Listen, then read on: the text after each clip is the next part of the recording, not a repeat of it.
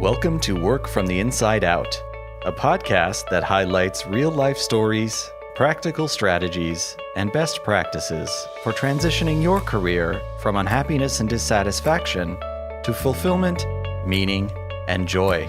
Now here is your host, career and executive coach, Tammy Guler-Loeb. Hey, everybody. I am so delighted to introduce my guest today. This is a special edition of Work from the Inside Out. I have a guest who has graciously agreed to return, Ron Carucci. Ron is co-founder and managing partner at Navalent, working with CEOs and executives pursuing transformational change for their organizations, leaders, and industries. He has a 30-year track record helping executives tackle challenges of strategy, organization, and leadership. From startups to Fortune 10s, nonprofits to heads of state, turnarounds to new markets and strategies, overhauling leadership and culture to redesigning for growth. He has helped organizations articulate strategies that lead to accelerated growth and design organizations that can execute those strategies. He has worked in more than 25 countries on 4 continents. He is the author of 9 books, including the Amazon #1 Rising to Power and the recently released To Be Honest, Lead with the Power of Truth, Justice, and Purpose. He is a popular contributor to the Harvard Business Review, where Navalent's work on leadership was named one of 2016's Management Ideas That Mattered Most. He is also a regular contributor to Forbes and a 2-time TEDx speaker. His works have been featured in Fortune, CEO Magazine, Inc., Business Insider, MSNBC, Business Week, Inc., Fast Company, Smart Business, and Thought Leaders. So join me in welcoming Ron Carucci. Welcome, Ron. Hey, Tammy, how are you? Thanks so much for having me. It's great to have you back. It's great to be back with you. And I'm really excited to have you back because we're really here to talk about your new book, To Be Honest, Lead with the Power of Truth, Justice, and Purpose. That sounds, wow, that sounds both big and important. And as I said to you a moment ago, it's like your heart and soul is in this book. And I think you said, yeah, a little bit of blood too.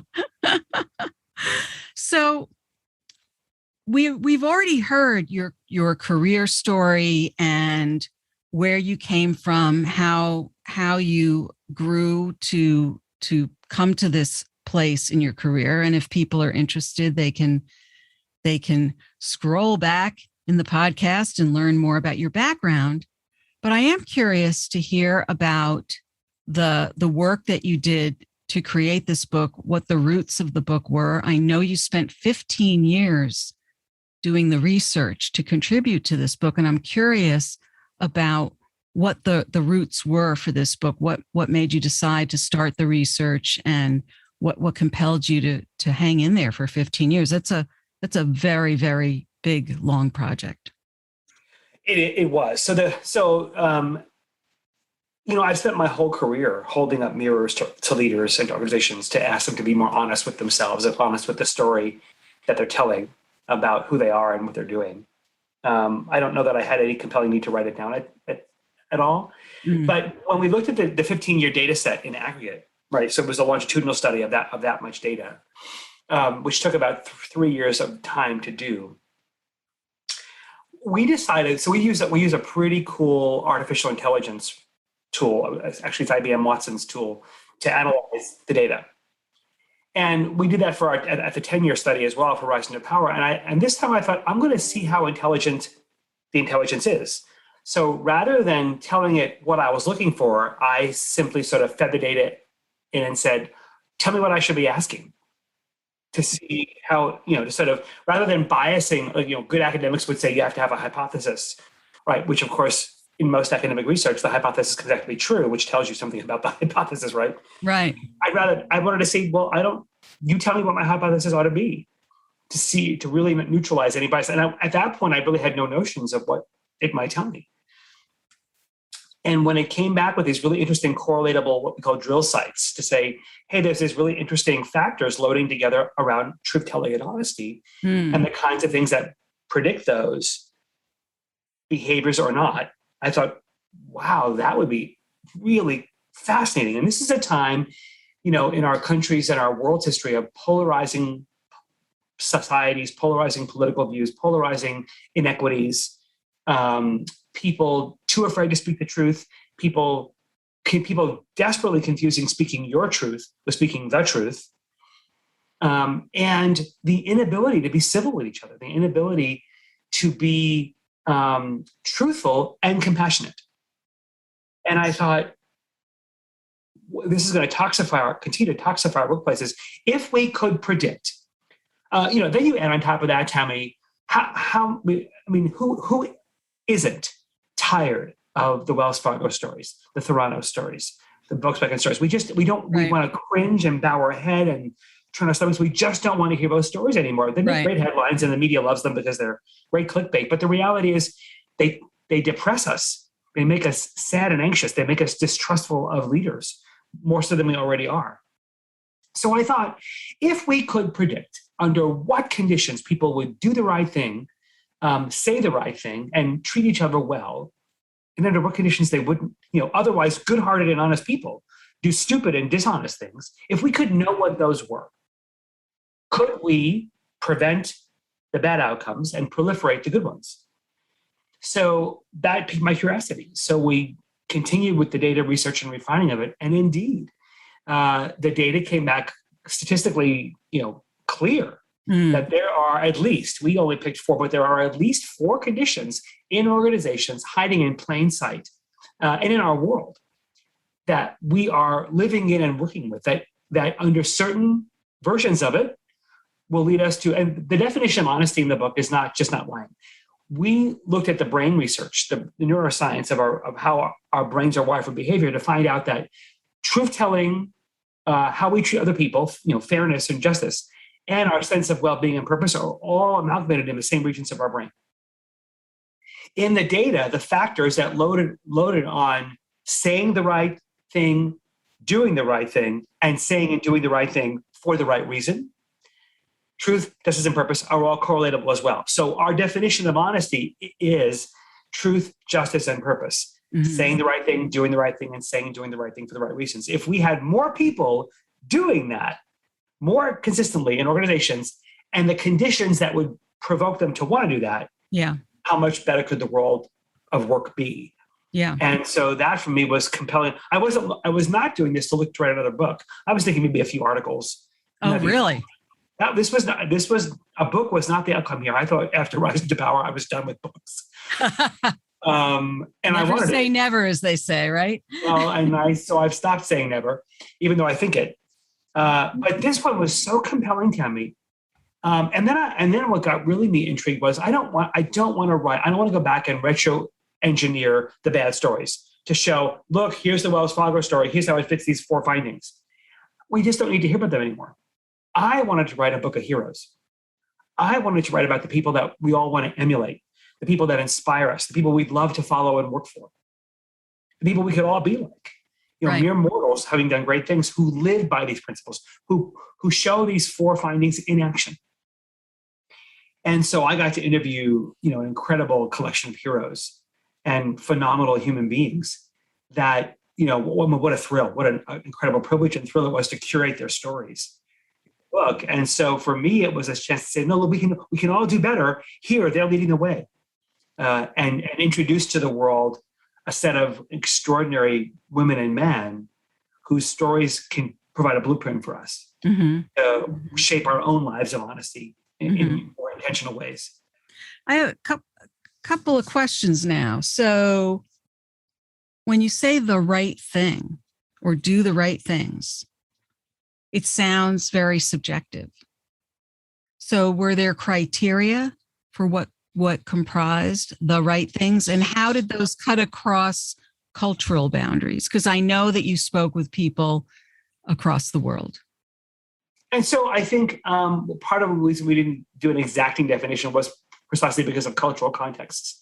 But we all so the University of Massachusetts, right in your backyard, research would say that we all lie on average twice a day. Some of us more, some of us, and so, but we all have places we want to go to in our lives to bring us to a greater sense of purpose. We have the psychological safety experts teaching us to speak up. We have the DEI community teaching us about justice. We have all these fragmented places, but the reality is these forces are converging on our workplace. The need for better truth telling and honesty, the need for better equity and justice and dignity in our workplaces, and the need to live more meaningful and purposeful lives. Mm-hmm. That's one thing, not three.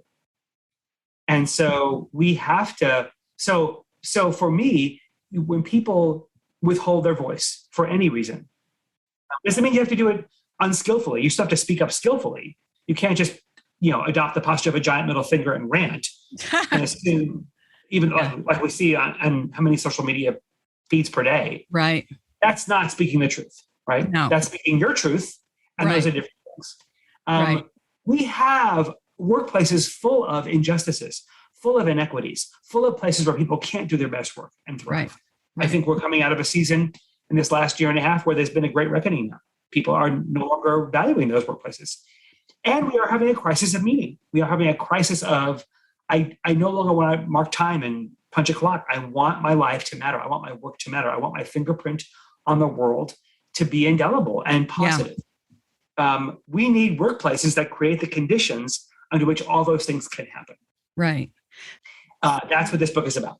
Yeah. And so I wanted to pick up on something you just said, because it's something that I want to ask you to expand on a little bit. And that is, when people are speaking their truth versus the truth. Can you explain that a little bit more? Well, I think that, social media has taught us that, if I have a strong conviction about something, it makes it true.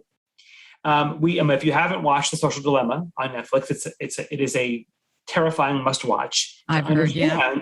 How our echo chambers are being thickened, that we're not being exposed to views that differ from ours. Our feeds are giving us information that only agree with us. And so we think it just reinforces our sense of self-righteousness and rightness. We don't inherently expose ourselves to views that differ from ours. And we fear that if we do, it means we condone them. Mm-hmm. Or that we somehow compromise our own principles, of course, which is not true. Right. So we have to distinguish between a negative, angry rant and the truth. It may not be. And so we don't have to. Very little things in life will bring us to a single source of truth. We have to at least come to a place where you can find common ground among your differences. You can find truths among your differences that are universal and widely held, and separate those from the things that make me want to put my middle finger on. Right. Yeah. When I teach workshops and things, and I'm trying to encourage the participants to be open and accepting of all opinions in the room, I'll present the 2% rule, 2% truth. There's 2% truth in everything. And I'll point out the window. And if it's a rainy day, I'll say, it's sunny outside. And everyone will look at me funny and say, wait a minute, it's raining. And I'll say, well, somewhere it's sunny outside. That's the 2% truth. So trying to just get people to see beyond what's just right in front of them, right? And it's such an important thing you're teaching to them, Kelly, because so much of the world around us discourages that. Yes. Yeah. We may have leaders say, up at all points of view, we all have to differ. We say the right words. Yeah, we say it. But so many of our actions, so many of our meeting cadences, so many of the way things actually operate in our societies, in our families, we're all keeping secrets, actually work against doing that. And so we're conditioned to not do it.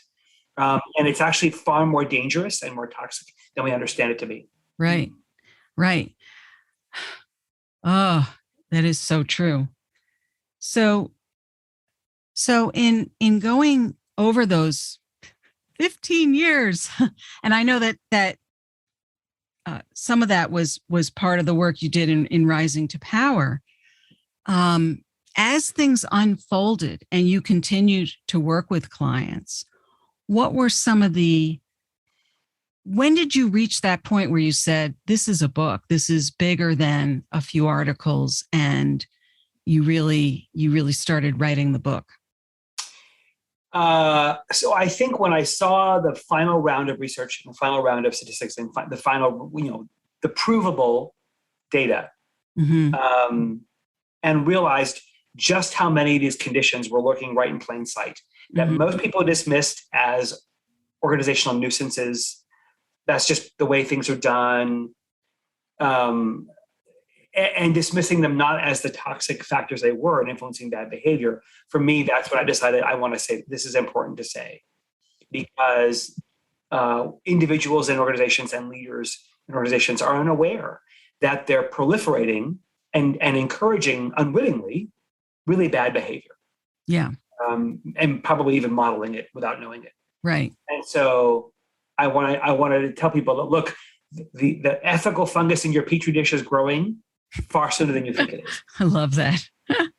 And if you don't pay attention to the early signals of what's happening here, the seeds of a Wells Fargo story or a Volkswagen story are sown years before anybody sees that. We all explain it away as it was a few bad apples, or it was the culture, or that present moment when the scandal breaks, as if that's when it started. The reality is these things begin years, even decades sooner than that. And you have to know the signals that are telling people it's okay. For example, one of the findings was a clear identity and consistency in identity, meaning be who you say you are. So organizationally, that means that you make promises to people, right? You have mission statements, you have value statements, you have purpose statements. And these statements are, for many companies, just cosmetic things on the wall.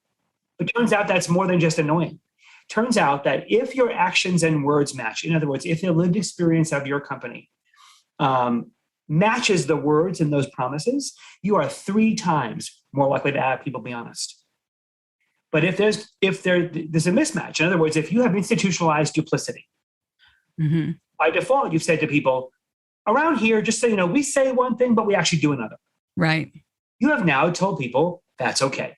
Right. You said it's perfectly okay for your actions and words not to match. Duplicity is our way of business here. Now you're 3 times more likely to have people lie, cheat, and serve their own interests first because you told them it's okay.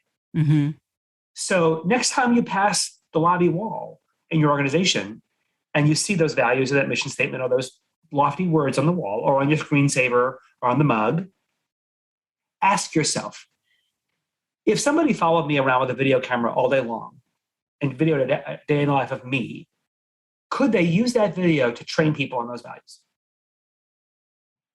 Or would I have to edit it a lot first? Next time you're in a meeting, bring those words into the meeting and say, hey, how are we doing with this? Yeah. Are we falling short? Is this how we act and treat each other? Or is it just have the conversation? Right. All of us as leaders and individuals convey to others our values. If you have not stated your values, you're leading or teaming with a deficit, even as an individual. People have interpreted and decoded what you value by your actions and words. Absolutely. Yeah. The question you have to ask yourself is, have they decoded them right? Right. Have they interpreted what you value in the way you'd actually want them to?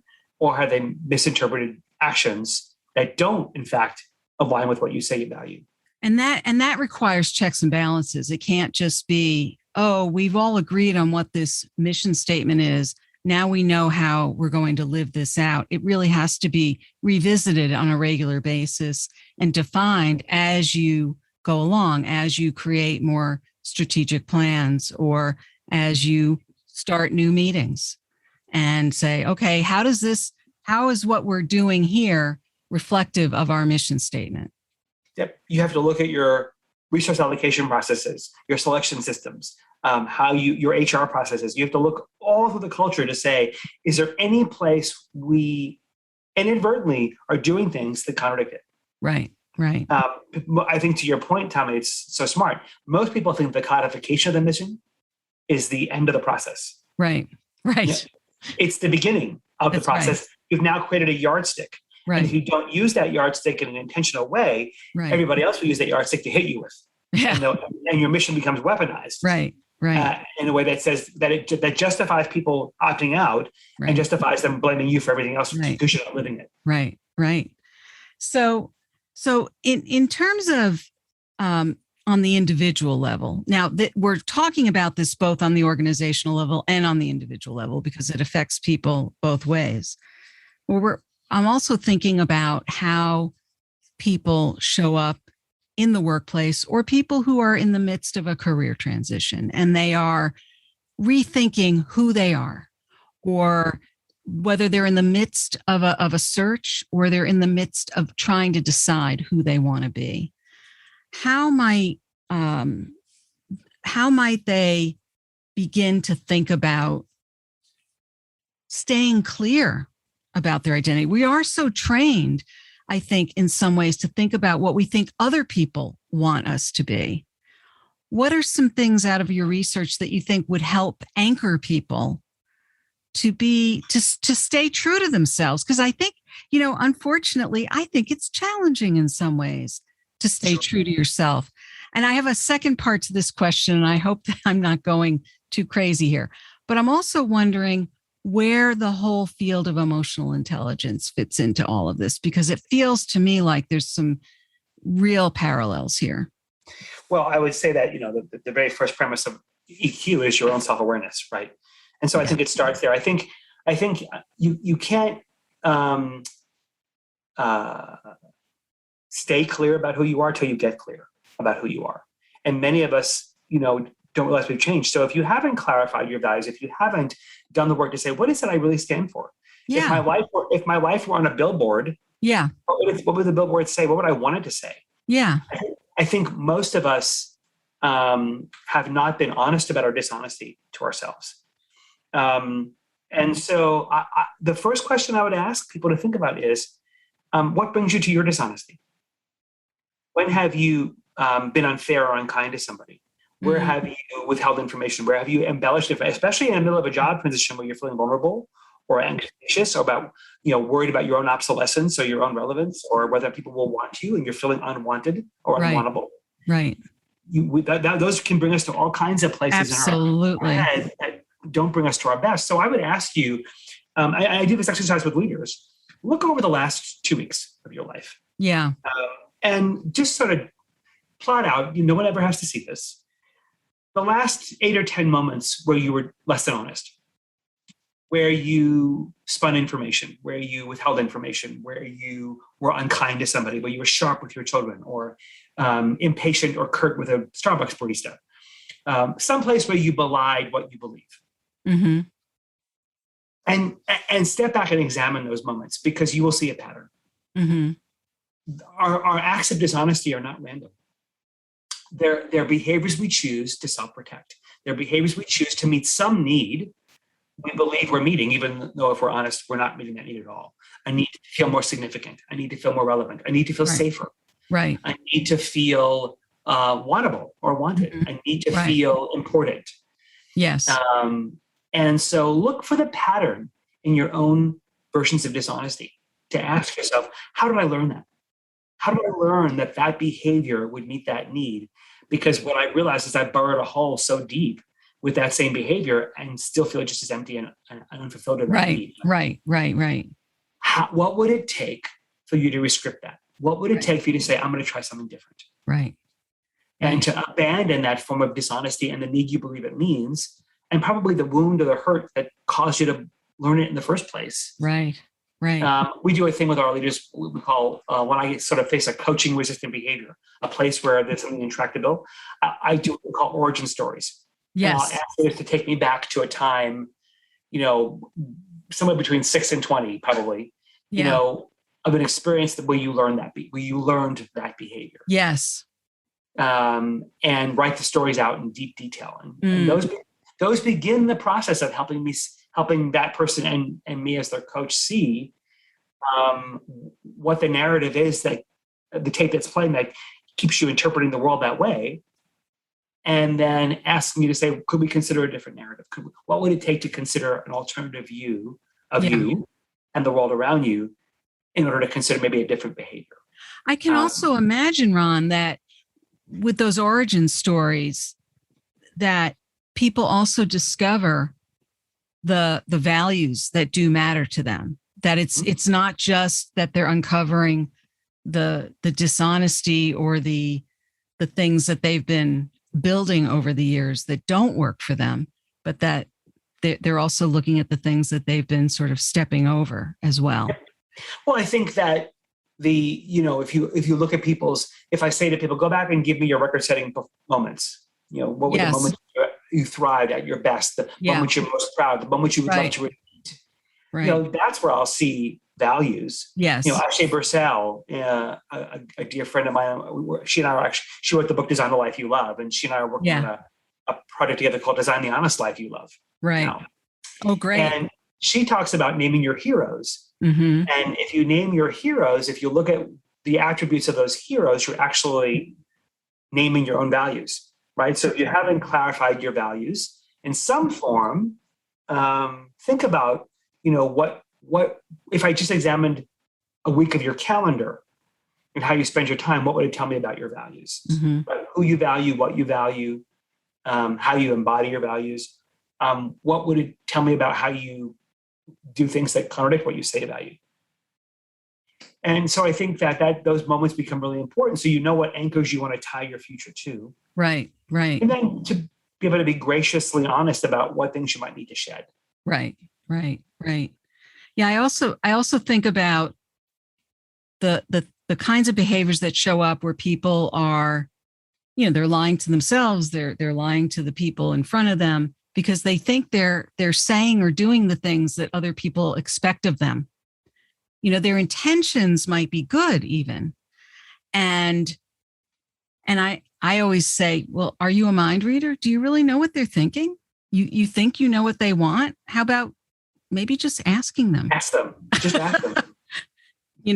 Rather than making all these assumptions and drawing all these conclusions as in looking at something like the ladder of inference, right? And climbing up that ladder and saying, I climbed all the way up this ladder, drew these conclusions, and here I am. And I had no idea what that other person was thinking because I didn't even ask them.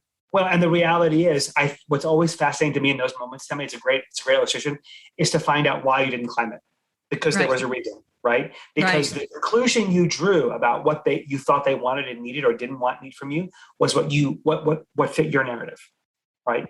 Because they wouldn't ever want that from you. They would never ask, because you learned to project it on people, right? But so the need you avoid naming or the conclusion you imposed on others is really just a reflection of what you learned to believe. Absolutely. And so you don't want to go clarify. You don't want to find disconfirming data. You don't want to find out that you were wrong, because if you find out what the actual need was, you might not be able to meet it, or meeting it, or having their approval of you not fit your narrative of rejection. Yeah. So we know that there are tremendous benefits to honesty, and yet there are organizations in which how do you meet? How do you find those meeting points between those people who really work hard at achieving that point of honesty, and yet there are other people in the organization who aren't going to go there? So what do you have? An explosion? You have the parting of ways. I mean, you may have the party. You may have to ask yourself the hard question: am I in an environment consistent, conducive to the values I want to live by? Yeah. Because the problem is, one of the really wonderful things we've discovered in the neuroscience of the research was that our brains are actually hardwired for honesty. Our brains are naturally equipped and thrive best with honesty. Oh, I love that. But the problem is, unlike our cell phone devices that come equipped with a restore factory settings button, our brains don't. So when put in environments that don't value honesty to the degree we want to, we will succumb. Yeah. It's a gradual shift. And at some point you realize I crossed lines I never crossed. Yeah. I was silent. I kept information. I spun it. I did hey, take that slide out because we don't want to misconstrue anything. It's those little moments that tell you're trying to engineer and manipulate a situation rather than let the situation bear itself out truthfully. Yeah. And so, but that shouldn't keep you afraid. Now, honesty doesn't have to be weaponized. You don't, just because you want to speak a truth doesn't mean you have to speak it in a way that hurts people. Right. In a way that actually offends or alienates people or shames people. Shaming, even if it's shameful behavior, you can still show empathy to the most evil person. Right. Right.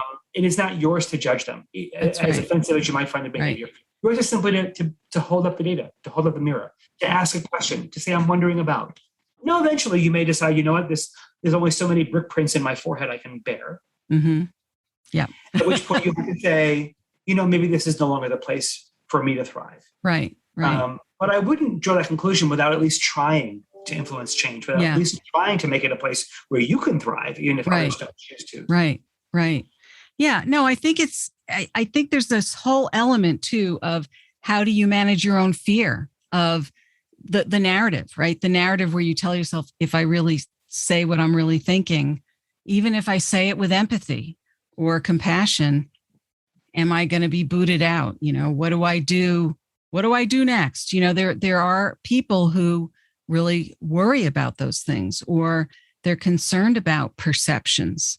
And those are risks people have to take if they're willing to stand up for what they believe is true, if they're willing to stand up for their values. I assume that you have a ton of examples of all of that. So in terms of where you're going with this work now, the book is out and you're continuing to work with clients.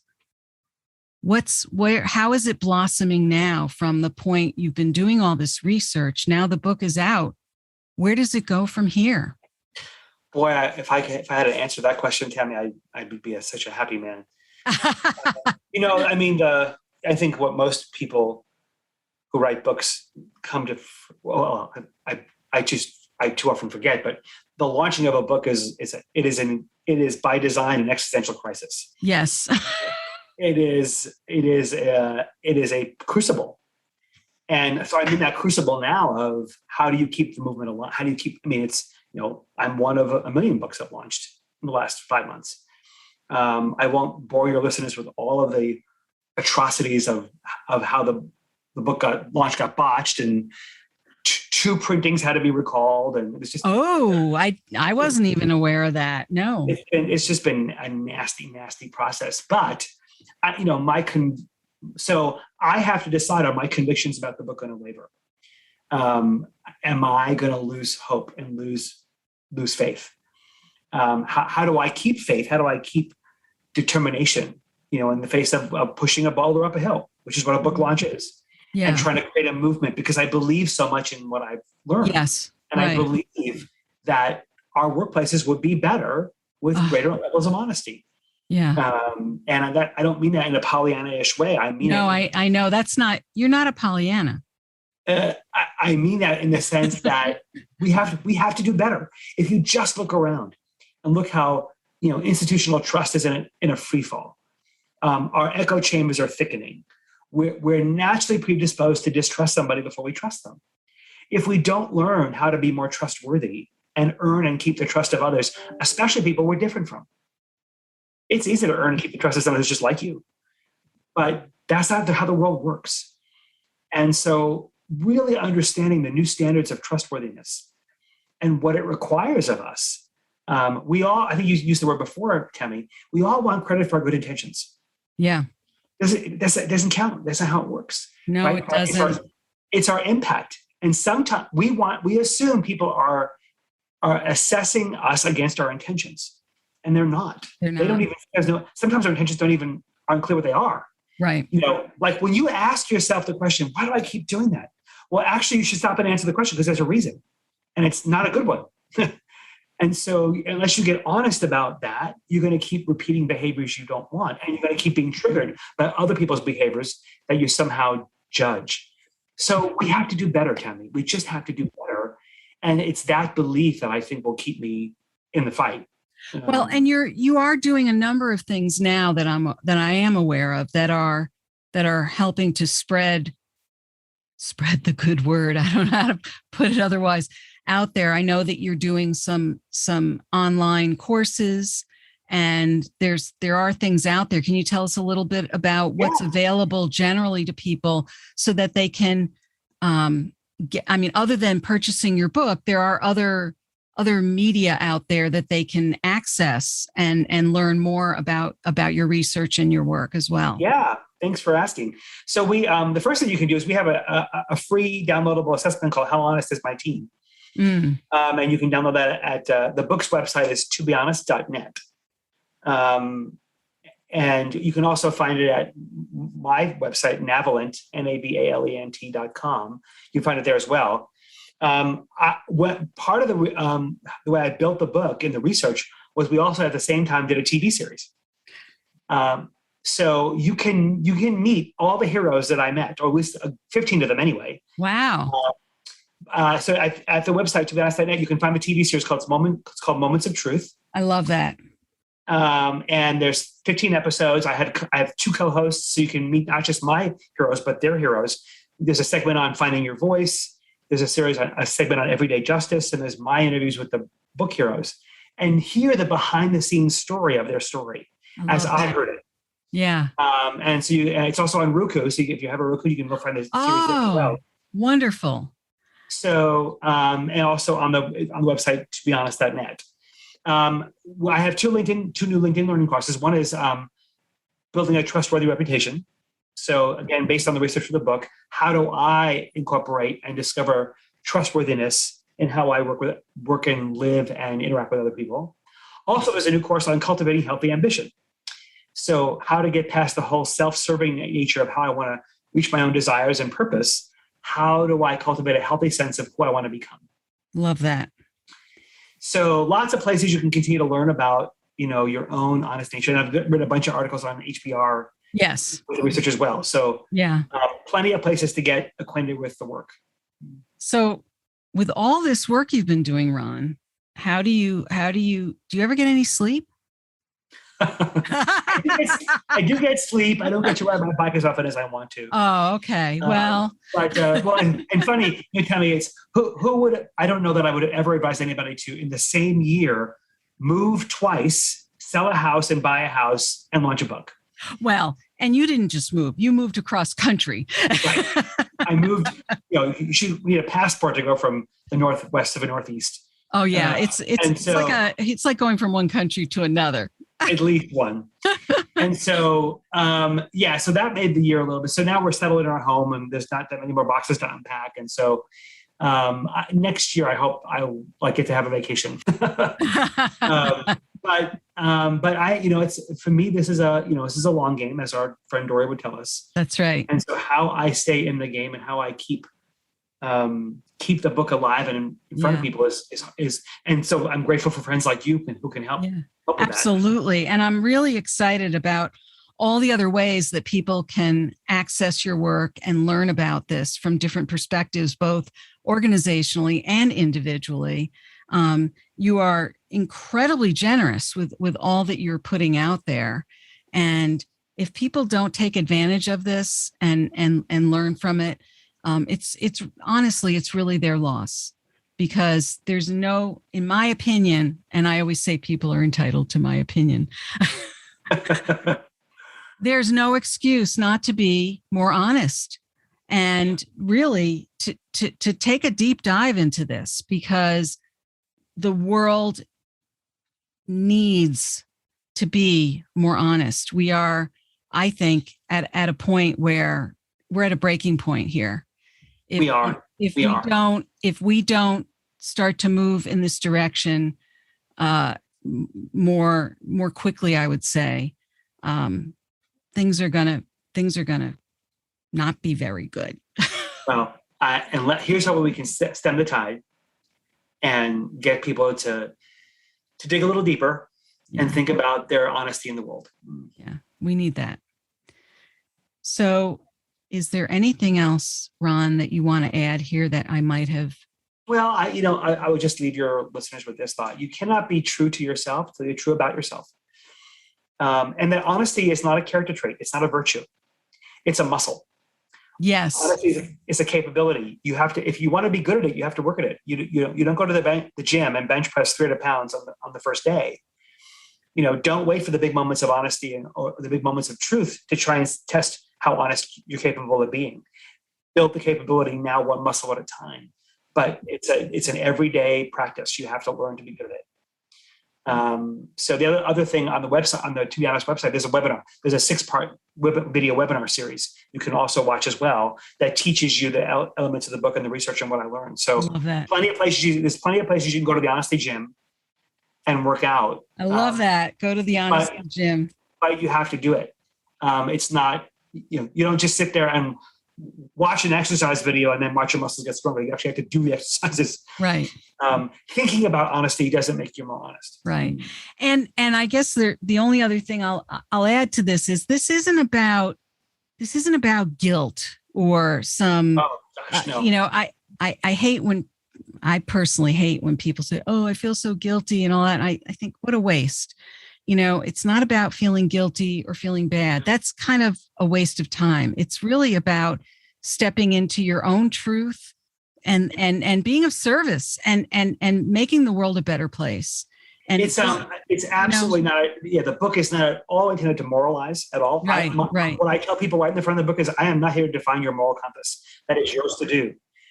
But what's exciting, and the reason to do this is not scandal avoidance or shame or making up for past sins. Right. But what all the research tells us is that the individuals thrive best in honesty. Organizations that are more purpose-driven outperform in every metric you would care about: share price, earnings per share, market share, customer loyalty.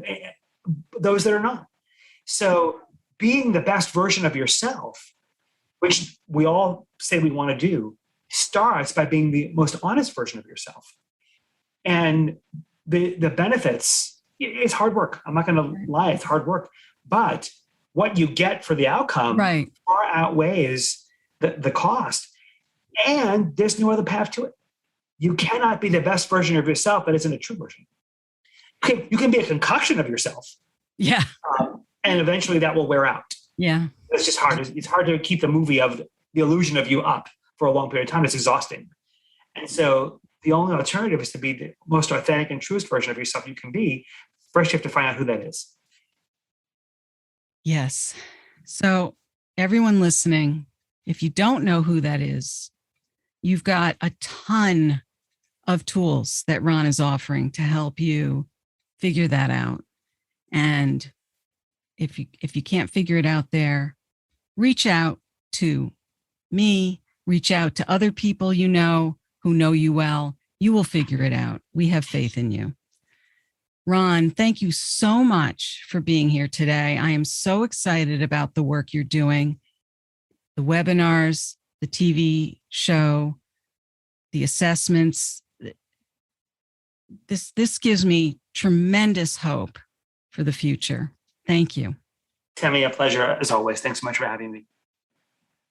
I hope you enjoyed my conversation with Ron Carucci. It was so much fun to have him back to the podcast. And it was really interesting to speak with him about his most recent professional journey, research, and work.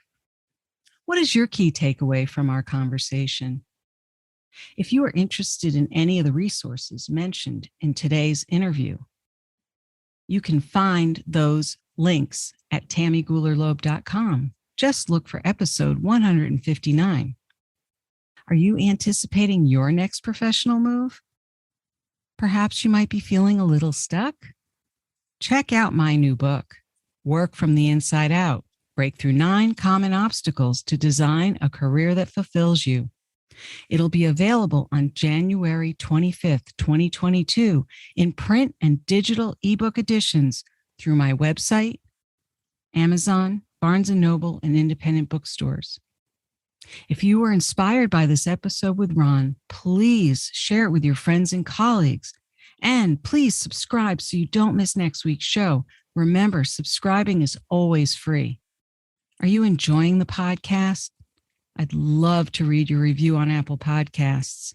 It's easy to find through my website at tammygoulerloeb.com/podcast. Just click on the Apple Podcast button and follow the instructions provided there. Thank you so much for listening. And remember, it's never too late or too impossible to increase your sense of fulfillment and satisfaction in your work and other meaningful activities. Let me know how it's going for you. I'd love to hear from you. Bye for now. Thank you for listening to the Work from the Inside Out podcast. For more information, you can find us at www.workfromtheinsideout.com.